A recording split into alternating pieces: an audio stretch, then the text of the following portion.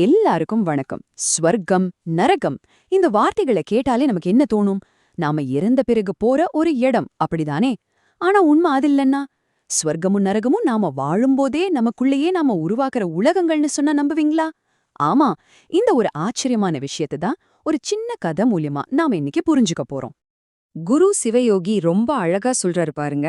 தன்னைத்தானே ஏமாத்திக் கொண்டதின் உச்சமே ஸ்வர்க்க நரகம். அப்படின்னா என்ன? அதாவது நம்மள நாம புரிஞ்சுக்கிறதுக்கும் நம்மள நாமளே மறந்துட்டு வாழ்றதுக்கும் நடுவுல இருக்கிற ஒரு சின்ன வித்தியாசம்தான் ஸ்வர்க்கத்தையும் நரகத்தையும் முடிவு பண்ணுது. வாங்க இந்த ஆழமான கருத்தை இன்னும் கொஞ்சம் விரிவா பார்க்கலாம். சரி, இந்த பயணத்தை நாம எப்படி பார்க்க போறோம்னா, முதல்ல ஒரு சிந்தனையில ஆரம்பிப்போம். அப்புறம் அதை விளக்க ஒரு குட்டி கதை. அதுல வர்ற ரெண்டு பேரோட வித்தியாசமான கண்ணோட்டத்தை பார்ப்போம்.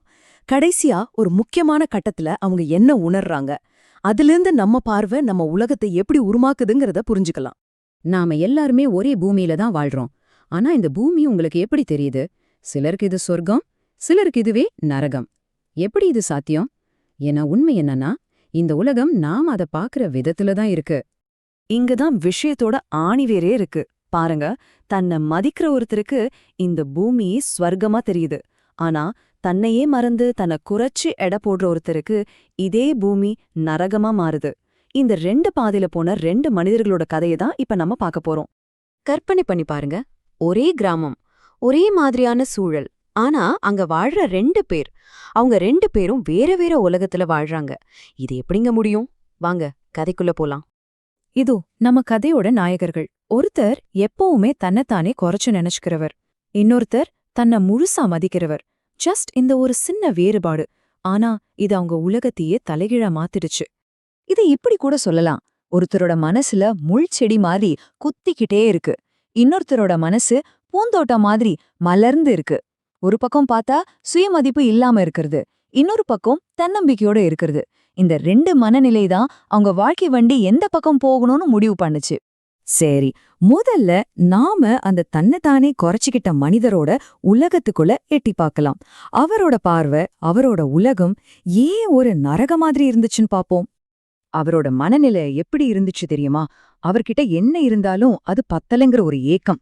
வாழ்க்கைங்கிறது ஒரு பெரிய பாரம் மாதிரி தோணுச்சு. அவர்கிட்ட என்ன இருக்குன்னு பாக்குறத விட்டுட்டு என்ன இல்லன்னு அதை மட்டுமே தேடிட்டு இருந்தாரு. இதனால அவரோட ஒவ்வொரு நாளும் கஷ்டத்துல தான் போச்சு.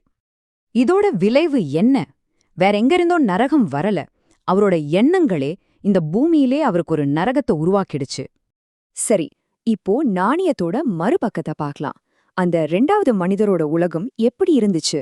அவரோட நன்றி உணர்வு எப்படி அவருக்கு ஒரு ஸ்வர்க்கத்தை உருவாக்குச்சு? அவரோட அப்ரோச் அது டோட்டலா வேற. அவர்கிட்ட பெருசா எதுவும் இல்ல, ஆனா இருக்கிறத ரொம்ப மதிச்சாரு. தன்கிட்ட இருக்கிற ஒவ்வொரு விஷயத்தையும் நேசிச்சாரு. ஒவ்வொரு நாளையும் ஒரு பரிசு மாதிரி நன்றியோட ஏத்துக்கிட்டாரு. சின்ன சின்ன விஷயங்கள்ல கூட பெரிய சந்தோஷத்தை கண்டுபிடிச்சாரு. அவரோட மனசு சந்தோஷமா இருந்ததால அவரோட உலகமும் பிரகாசமா தெரிஞ்சது. அதே பூமிதான், ஆனா அதுல அவர் தனக்குன்னு ஒரு சொர்க்கத்தையே கட்டி எழுப்பிட்டாரு. இப்போதான் கதையோட முக்கியமான கட்டத்துக்கு வரும். ஒரு அழகான சாயங்காலத்துல இந்த ரெண்டு உலகங்களும் ஒன்னோட ஒன்னு சந்திக்குது.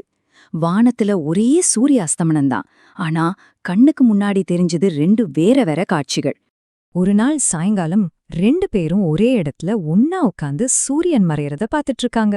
காட்சி ஒண்ணுதான், ஆனா அவங்க மனசுல ஓடுனதுதான் வேற வேற. அப்ப இந்த மனிதர் ஒரு பெரிய பெருமூச்சோட சொல்றாரு, என்னோட வாழ்க்கை வேஸ்ட், சுத்தி முத்தி பார்த்தா ஒரே இருட்டா இருக்கு. அவரோட பார்வைக்கு உலகமே இருண்டு போச்சு. ஆனா அந்த ரெண்டாவது மனிதர் என்ன செஞ்சாரு தெரியுமா? மெதுவா சிரிச்சுக்கிட்டே சொல்றாரு, ஆமா, இதே சூரியன்தான் மறையுது, ஆனா பாருங்க, நாளைக்கு காலையில மறுபடியும் உதிக்கும். நம்ம வாழ்க்கையும் அப்படிதானே. பாத்தீங்களா, ஒவ்வொரு முடிவுலயும் அவர் ஒரு புது தொடக்கத்தை பாக்குறாரு. அப்போ இதுல இருந்து என்ன புரியுது? சொர்க்கமும் சரி, நரகமும் சரி, அது எங்கேயோ நாம தேடி போற இடங்கள் இல்ல. அது நாம நம்மள எப்படி பாக்குறோங்கிற அந்த சின்ன கண்ணோட்டத்துல தான் இருக்கு. இந்த கதை மூலமா ஒரு பெரிய உண்மையை நாம கத்துக்கிட்டோம். நம்ம பார்வை, நம்ம கண்ணோட்டம், அதுக்கு எவ்வளவு சக்தி இருக்கு, அது எப்படி நம்ம உலகத்தையே உருவாக்குதுங்கிறத பத்தி தான் இப்ப பேச போறோம். இத நல்லா மனசுல வச்சுக்கோங்க, ரொம்ப முக்கியமான விஷயம் இது. சொர்க்கமும் நரகமும் நாம செத்ததுக்கு அப்புறம் போற இடங்கள் கிடையாது. அது நம்ம ஒவ்வொரு நிமிஷமும் நம்ம எண்ணங்களால உருவாக்குற நிஜங்கள். இப்போ இந்த கேள்விய நீங்களே உங்களுக்குள்ள கேட்டு பாருங்க. நீங்க வாழ்ந்துட்டு இருக்கிற இந்த பூமி உங்களுக்கு சொர்க்கமா தெரியுதா இல்ல நரகமா தெரியுதா? நீங்க தான் முடிவு பண்ணணும். ஏன்னா அந்த பதில் உங்க கையில தான் இருக்கு.